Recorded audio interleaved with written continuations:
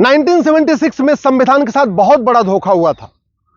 संविधान का basic structure, संविधान का मूल ढांचा 1976 में बदल दिया गया। प्रियम्बल में 2 शब्द जोड़ दिए गए। उसी को मैंने सुप्रीम कोर्ट में चैलेंज किया है। जुलाई में फिर सुनवाई होगी। हमारा यह कहना है कि जो संविधान का जो प्रियम्बल था, जो ओरिजिनल प्रियम्बल था, उसको रिस्टोर किया जाए। 1976 में इमरजेंसी के दौरान, जबकि पूरे देश में आपातकाल लगा हुआ था, सारे लीडर ऑफ अपोजिशन जेल में थे, दूरदर्शन पे पूरा कंट्रोल था सरकार का, और अखबारों का बिजली पानी का कनेक्शन काट दिया गया था। उस समय संविधान में 42वां संशोधन किया गया और संविधान के मूल ढांचे को बदल दिया गया। और जो 2 शब्द जोड़ा गया, सोशलिस्ट और सेकुलर, उसको संविधान सभा पहले रिजेक्ट कर चुकी थी। 1 बार नहीं, 2 बार नहीं, 3 बार संविधान सभा ने उसको रिजेक्ट किया था कि नहीं, सोशलिस्ट सेकुलर विदेशी कॉन्सेप्ट है, यह भारत का कॉन्सेप्ट नहीं है, यह हमारे संविधान के प्रियम्बल में नहीं आएगा। पहली बार जो प्रियम्बल के ऊपर चर्चा हुई थी वो हुई थी 13 दिसंबर 1946 को। पूरी चर्चा हुई लेकिन कंक्लूजन नहीं निकला। 22 जनवरी 1947 को प्रियम्बल पे दोबारा चर्चा हुई और पूरी चर्चा हुई। उसके बाद एक मत से प्रियम्बल को एक्सेप्ट किया गया, वो प्रियम्बल जो 1976 तक भारत के संविधान का हिस्सा था। 15 नवंबर 1948 को प्रोफेसर केटी शाह साहब ने एक प्रस्ताव पेश किया कि नहीं, प्रियम्बल बदलना चाहिए और उन्होंने संविधान बदलना चाहिए और संविधान में सोशलिस्ट और सेकुलर शब्द आना चाहिए। उन्होंने कहा कि अगर प्रियम्बल में सोशलिस्ट सेकुलर नहीं आ सकता है तो आर्टिकल 1 में सोशलिस्ट सेकुलर फेडरल आना चाहिए। पूरे दिन चर्चा हुई, संविधान सभा ने उसको रिजेक्ट कर दिया कि आर्टिकल 1 जहां इंडिया दैट इज भारत लिखा हुआ है वहां पे सोशलिस्ट सेकुलर फेडरल नहीं आएगा। 3 दिसंबर 1948 को प्रोफेसर केटी शाह साहब ने दोबारा एक प्रस्ताव पेश किया और उन्होंने कहा कि प्रियम्बल में नहीं आ सकता सोशलिस्ट सेकुलर, आर्टिकल 1 में नहीं आ सकता सोशलिस्ट सेकुलर, कोई बात नहीं, आर्टिकल 18 में सोशलिस्ट शब्द आना चाहिए। फिर चर्चा हुई संविधान सभा में और एक मत से उसको फिर रिजेक्ट किया गया। 6 दिसंबर 1948 को संविधान सभा में फिर चर्चा हुई। पंडित लोकनाथ मिश्रा ने कहा कि जो सेकुलर शब्द है ये स्लिपरी फ्रेज है, ये विदेशी कॉन्सेप्ट है, अगर इसको हम संविधान में डालेंगे भारत की संस्कृति को ये बर्बाद कर देगा।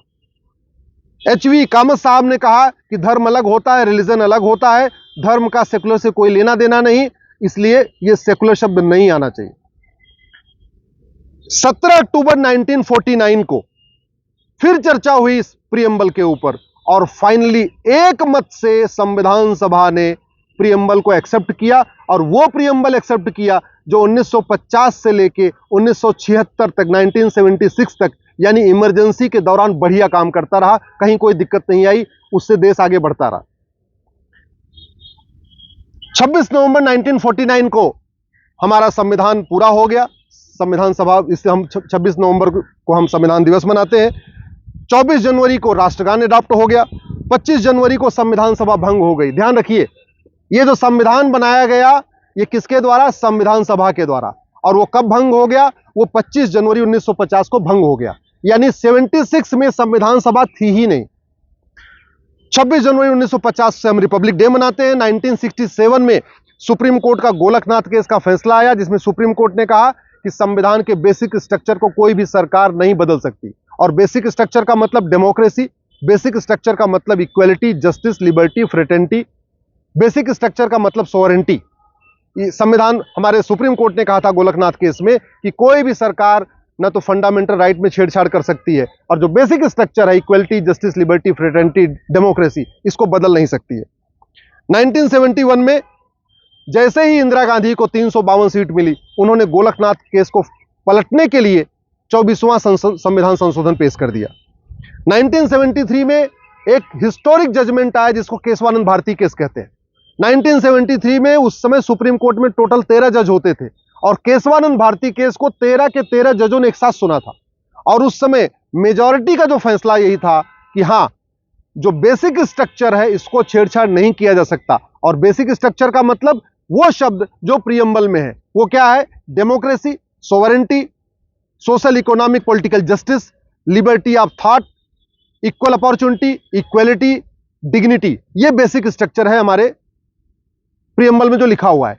इसका मतलब संविधान में संशोधन तो हो सकता है, लेकिन संविधान का जो गोल है, जो प्रीएम्बल में लिखा हुआ है, संविधान का जो मूल ढांचा है जो प्रीएम्बल में लिखा हुआ है, संविधान का जो बेसिक स्ट्रक्चर जो प्रीएम्बल में लिखा है, उसको छेड़छाड़ नहीं कर सकते। इसका मतलब प्रीएम्बल को नहीं बदल सकते।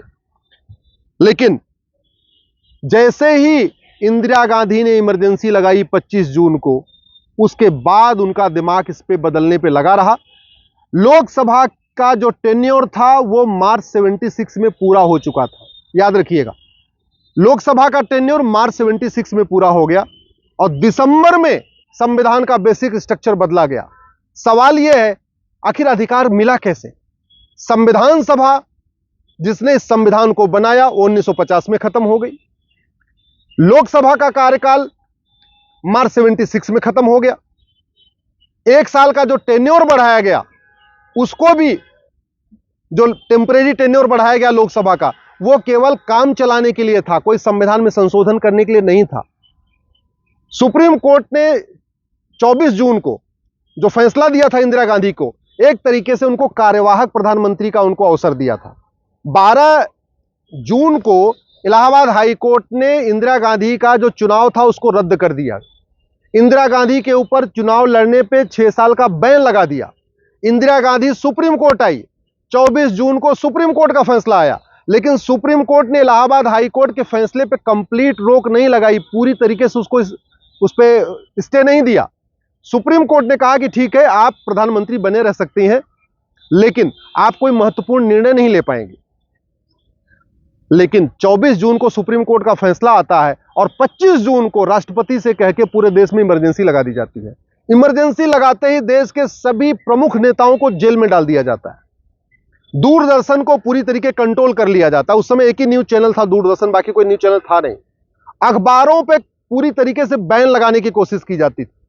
जो अखबार इंदिरा गांधी के खिलाफ लिख रहे थे, उनका बिजली पानी का कनेक्शन काट दिया जाता था। बहुत सारे अखबार तो ऐसे थे कि जो बेचारे किराए का जनरेटर लेके अपना अखबार छाप रहे थे। ऐसी स्थिति में दिसंबर 76 में संविधान का मूल ढांचा बदला गया। इसीलिए मैंने सुप्रीम कोर्ट में पीआईएल फाइल किया है। और मूल ढांचा तो बदल दिया, लेकिन प्रीएम्बल की डेट नहीं बदली।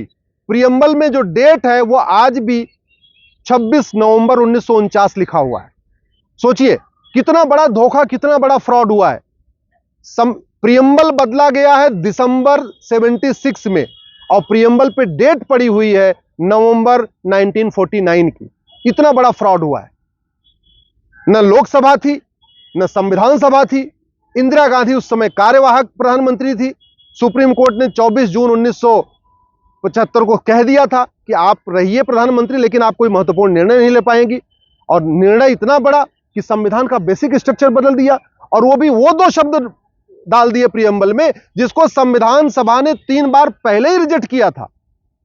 आखिर भारत का जो प्रीएम्बल बना है वो लंबी चर्चा के बाद बना है। 23 दिसंबर 1946 को प्रीएम्बल पे चर्चा हुई, 22 जनवरी 1947 को प्रीएम्बल पे चर्चा हुई, 15 नवंबर 1948 को प्रीएम्बल पे चर्चा हुई, 3 दिसंबर 1948 को प्रीएम्बल पे चर्चा हुई, 6 दिसंबर 1948 को प्रीएम्बल पे चर्चा हुई, और फिर 17 अक्टूबर 1949 को प्रीएम्बल पे चर्चा हुई।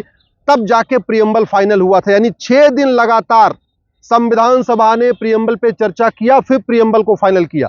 और इंदिरा गांधी ने उस प्रीएम्बल को बदलने में 6 घंटे भी नहीं लगाए। संसद में, लोकसभा, राज्यसभा में कोई चर्चा ही नहीं हुई। जो लीडर ऑफ अपोजिशन थे वो न लोकसभा में थे न राज्यसभा में थे, सारे जेल में थे या भागे घूम रहे थे, कहीं अपनी जान बचा के छिपे हुए थे।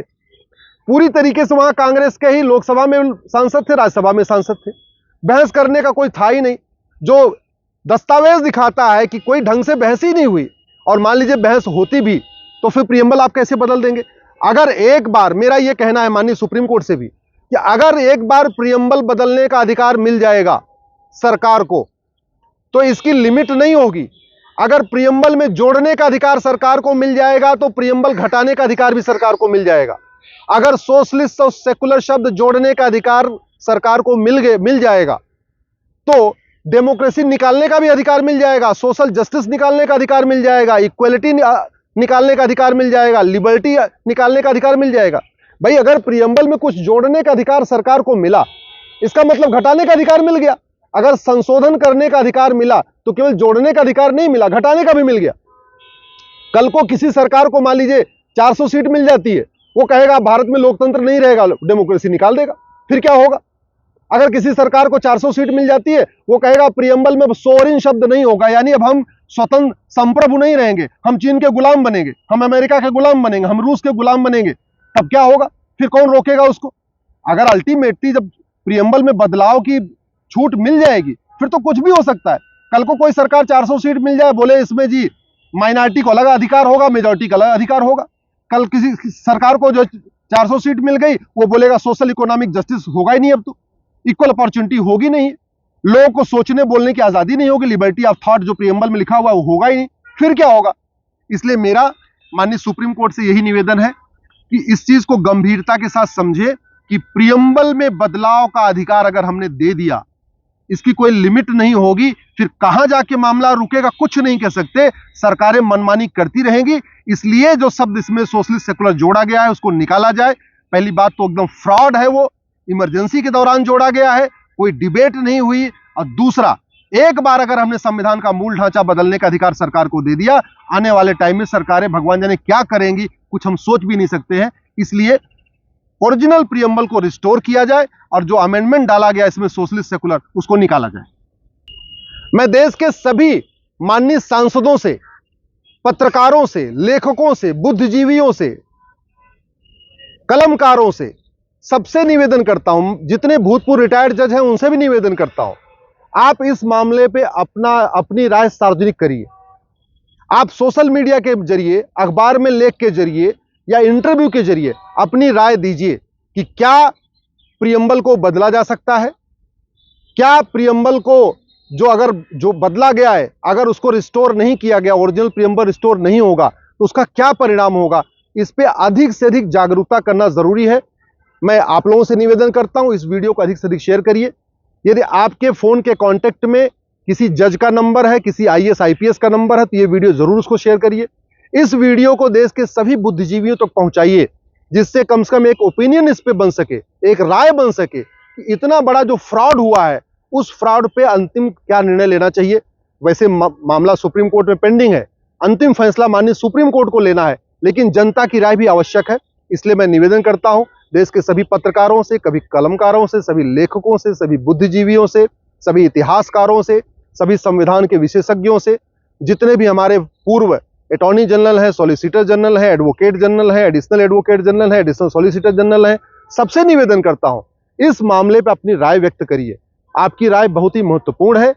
अंतिम फैसला माननीय सुप्रीम कोर्ट को करना है।